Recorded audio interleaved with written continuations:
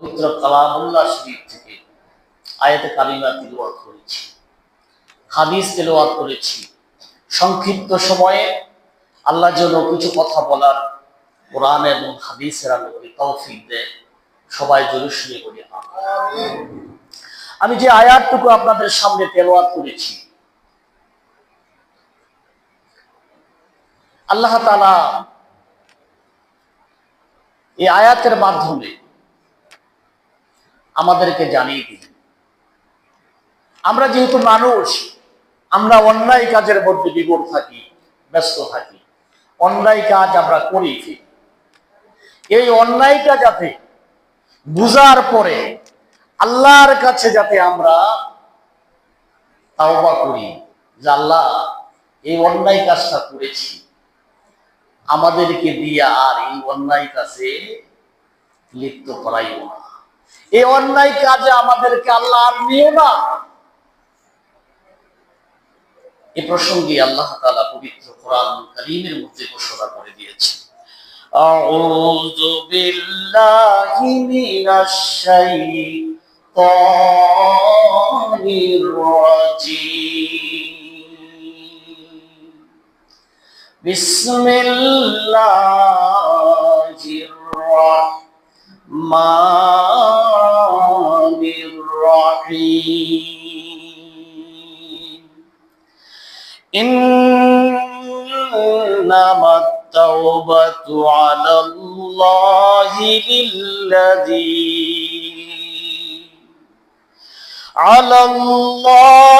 লিল্লাযীনা ইয়া'মালুনাস সুআ বিজাহালাতিন সুম্মা ইয়াতুবুনা মিন করিব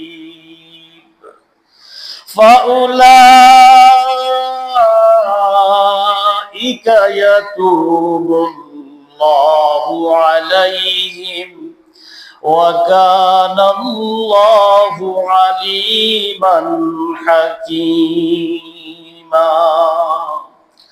আল্লাহ তাআলা বলেন, নিশ্চয় আল্লাহ ওই সকল ব্যক্তির তওবা কবুল করেন যারা ভুল করিয়া গুনাহ করত, তাড়াতাড়ি আল্লাহর নিকট তওবা করে আল্লাহ পাক এরূপ ব্যক্তিদের তওবা কবুল করে। আল্লাহ কার তওবা কবুল করে? যারা ভুল করার পরে, যারা তাড়াতাড়ি করে আল্লাহর কাছে প্রার্থনা করে, আল্লাহ আমি তো এই অন্যায় করে ফেলেছি, আল্লাহ আমি এই অপরাধের কাজটা করে ফেলেছি, ও মাবুদ তুমি আমাকে মাফ করে দাও, আমি বুঝতে পেরেছি যে আমি অন্যায় করেছি, আমি বুঝতে পেরেছি এই কাজটা আমার করা ঠিক হয় নাই, আমি বুঝতে পেরেছি আল্লাহ এই কাজটা করার কারণে তুমি আমার প্রতি রাগান্বিত হয়েছে, আমার প্রতি গুসা হয়েছো। সুতরাং আল্লাহ তাআলা ঘোষণা করে দিলেন, বান্দা যদি এটা উপলব্ধি করতে পারে, বান্দা যদি এটা বুঝতে পারে, এই অনুশোচনাটুকু যদি বান্দার ভিতরে চলে আসে, আর বান্দা যদি তাড়াতাড়ি করে আমি মাওলার কাছে ক্ষমা চাই, আমি মাওলা ওয়াদা করলাম বান্দার গুনাহগুলো আমি মাফ করে দিব। মাফ করবে কে?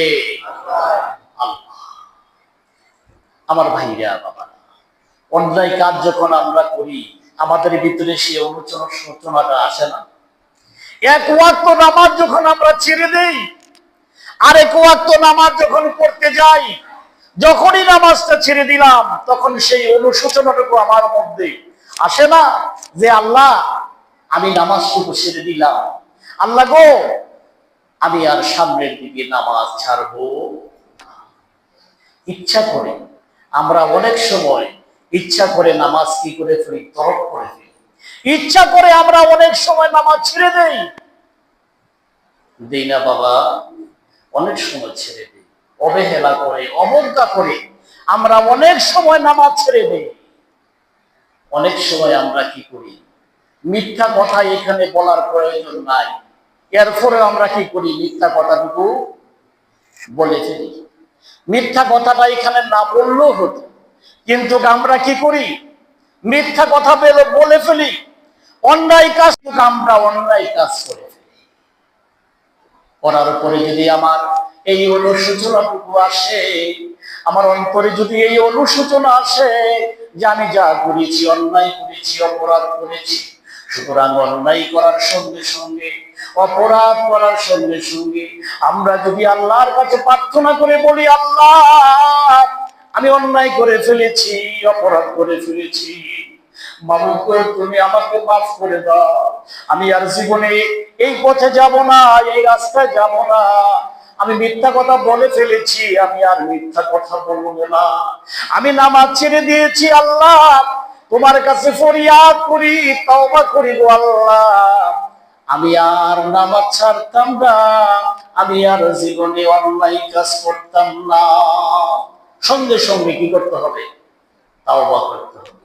এই তাওবাটুকু আল্লাহ কি করবেন? কবুল করবেন। সুবহানাল্লাহ বলতেন না? তাওবা করলে কবুল করবেন কে? বলেন তো, আমাদের মধ্যে যদি কেউ অন্যায় কাজ করে, এই কথা কি আমরা বলি যে হ্যাঁ অন্যায় করছো, ঠিক আছে তোমাকে ছেড়ে দিলাম? বলি না, বলি না। কিন্তু আমার আল্লাহ এত মহান, আল্লাহ এত মহান, আল্লাহ তার বান্দা বান্দীদেরকে এত ভালোবাসে। এই ভালোবাসার কারণে আমার আল্লাহ কোরআনের মধ্যে ঘোষণা করে দিলেন, আমার আল্লাহ সুন্দর ভাষায় ওয়াজ করে দিলেন। আল্লাহ বলে দিলেন, ইন্নামাত তাওবাতু আলাল্লাহি লিল্লাযিনা ইয়ামালুনা সুআ বিজাহালাতিন সুম্মা ইয়াতুবুনা মিন করিব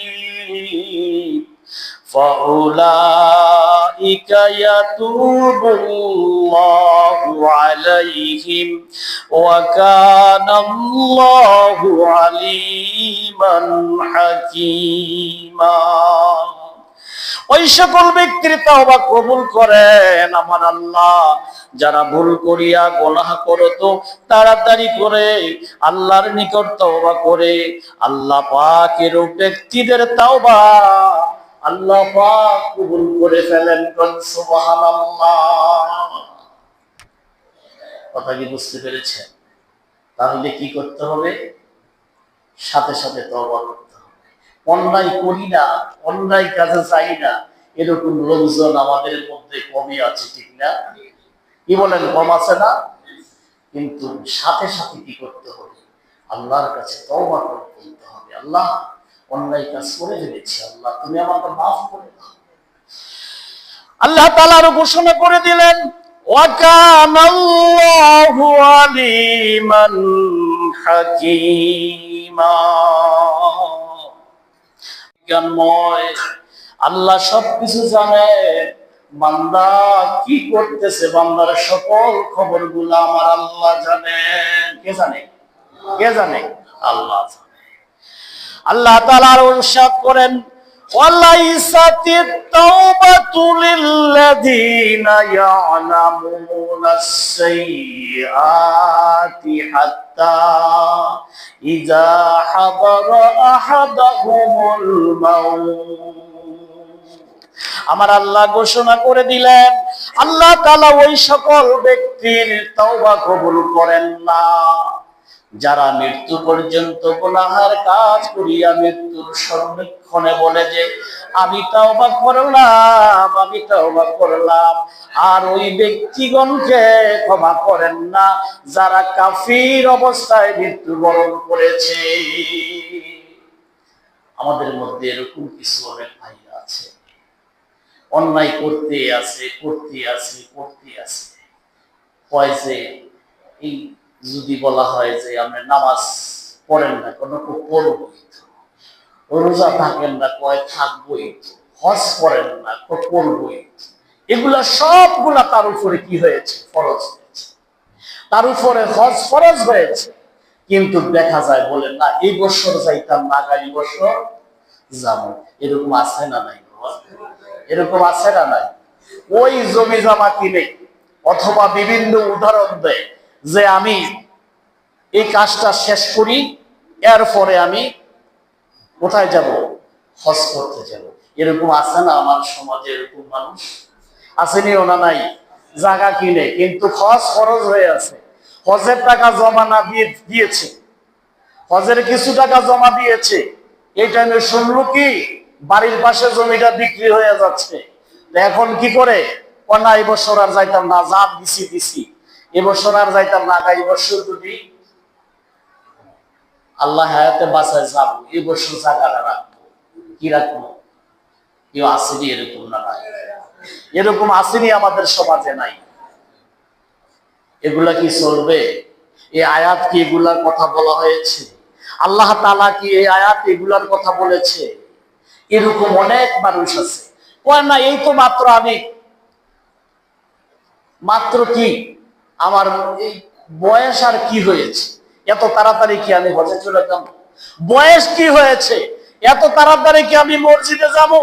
বয়স কি হয়েছে, এত তাড়াতাড়ি কি আমি দাড়ি রাখবো? বয়স কি হয়েছে, এত তাড়াতাড়ি কি আমি এই কাজটা করতে যাব? এরকম আমাদের সমাজে আছে না?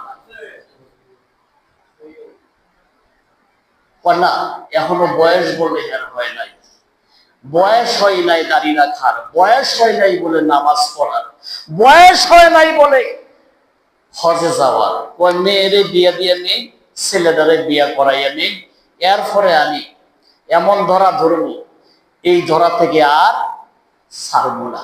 নাউজুবিল্লাহ কইতেন না? এরকম অনেকে আছে, কয় এত তাড়াতাড়ি হজে যাবো গা, এই এত তাড়াতাড়ি হজে গেলে বা হজ থেকে আয়াদার মিথ্যা কথা বলতে পারতাম না। নাউজুবিল্লাহ কইতেন না? এরকম অনেক মন মানসিকতা সম্পূর্ণ লোক আমাদের সমাজে আছে, আছে না নাই?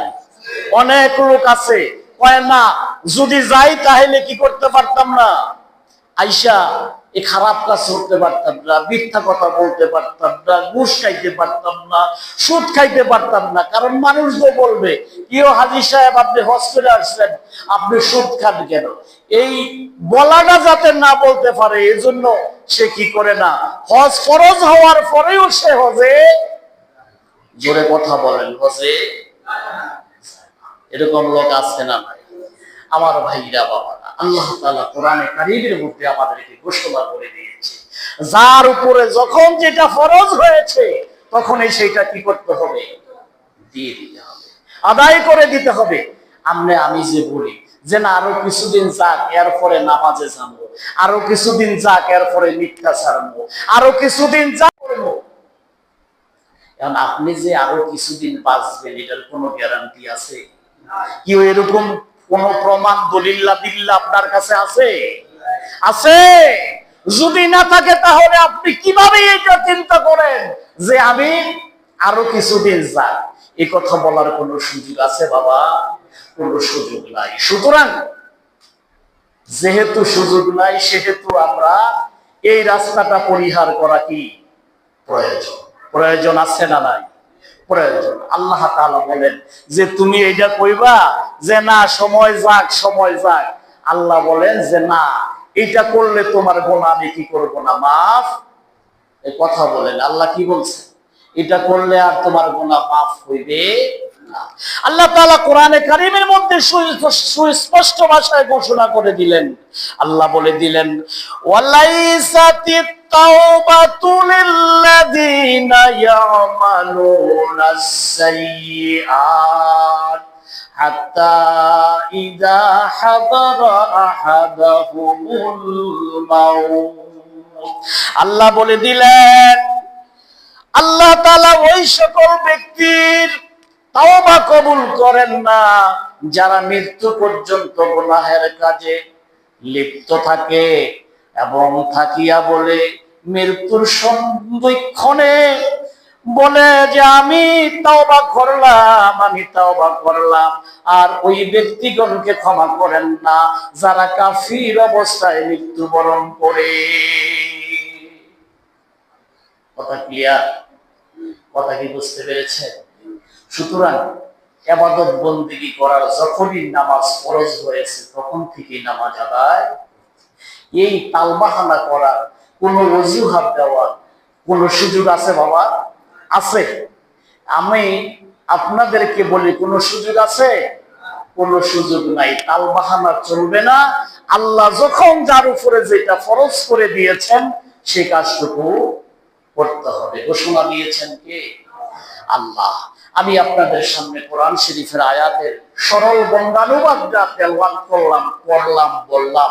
আল্লাহ তাআলা আমাদেরকে যে নির্দেশনাগুলো দিয়েছেন কোরআনের মাধ্যমে, আমরা যাতে ওই নির্দেশনা আলোকে চলতে পারি, আল্লাহ যেন তৌফিক দেন। সবাই বলি আমিন।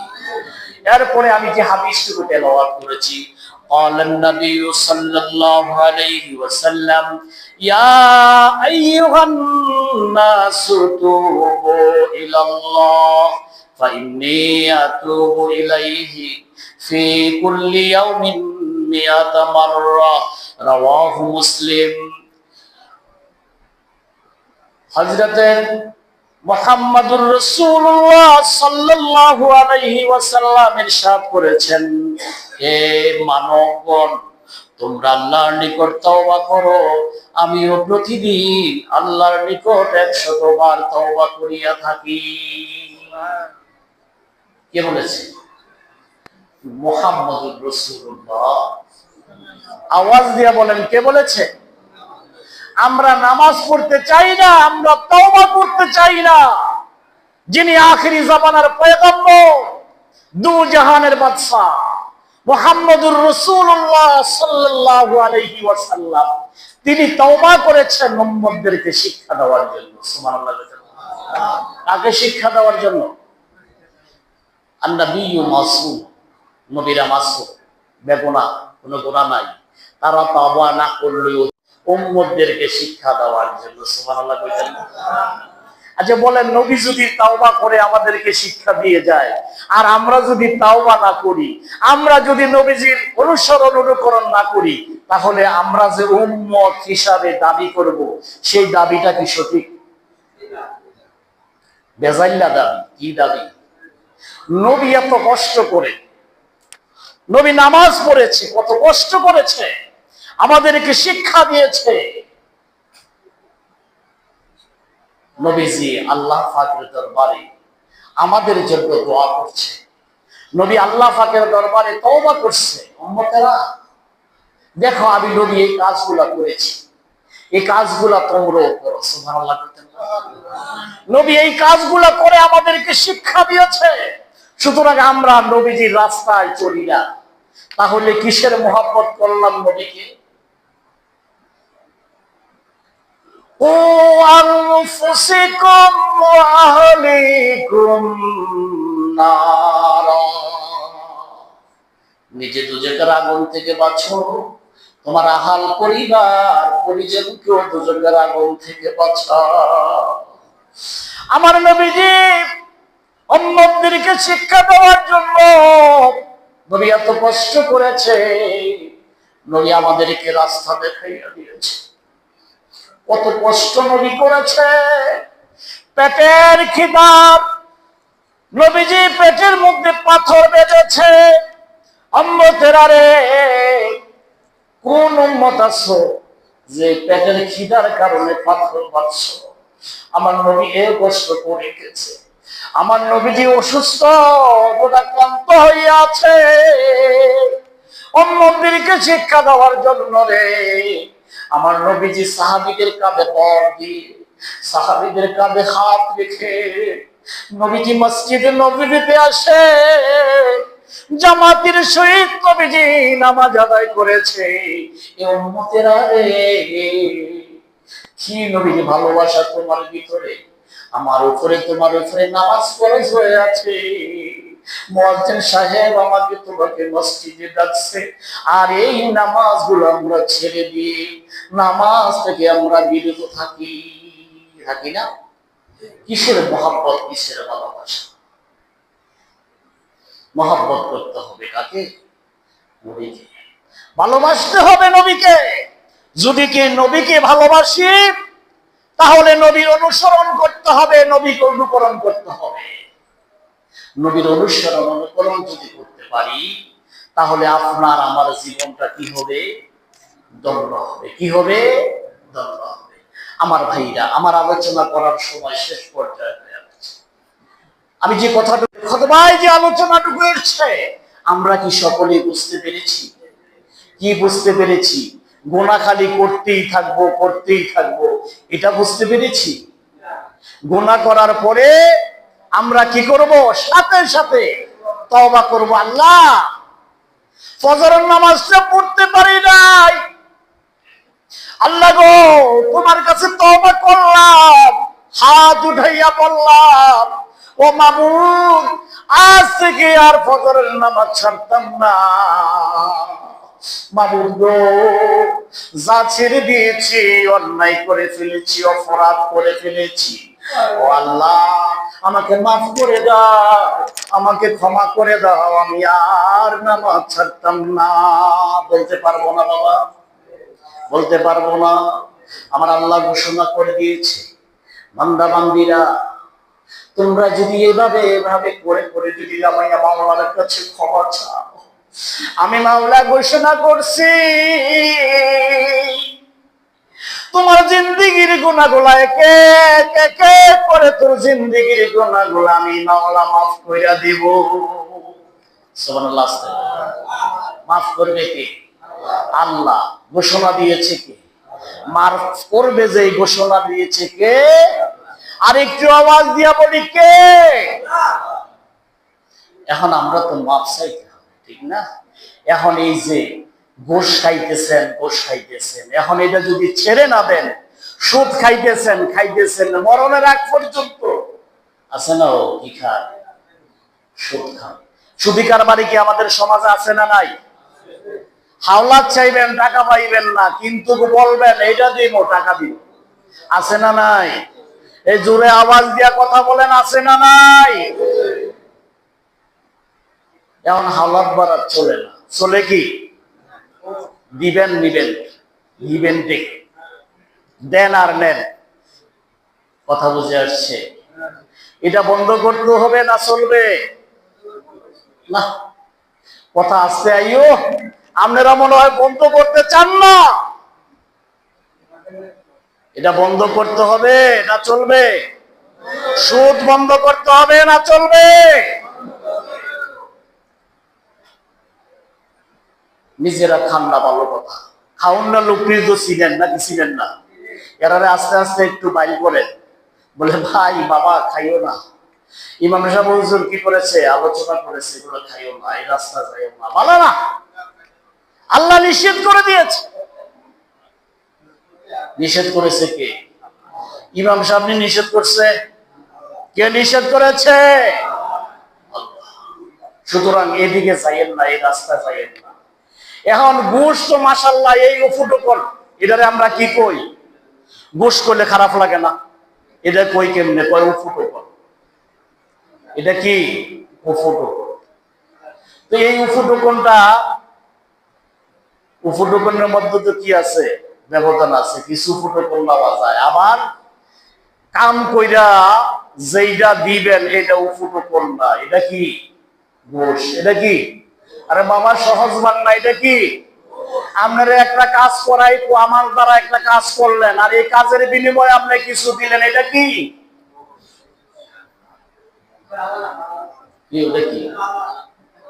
এটা কাজের বিনিময়ে কিছু দিলে এটা ঘুষ। এটা কি?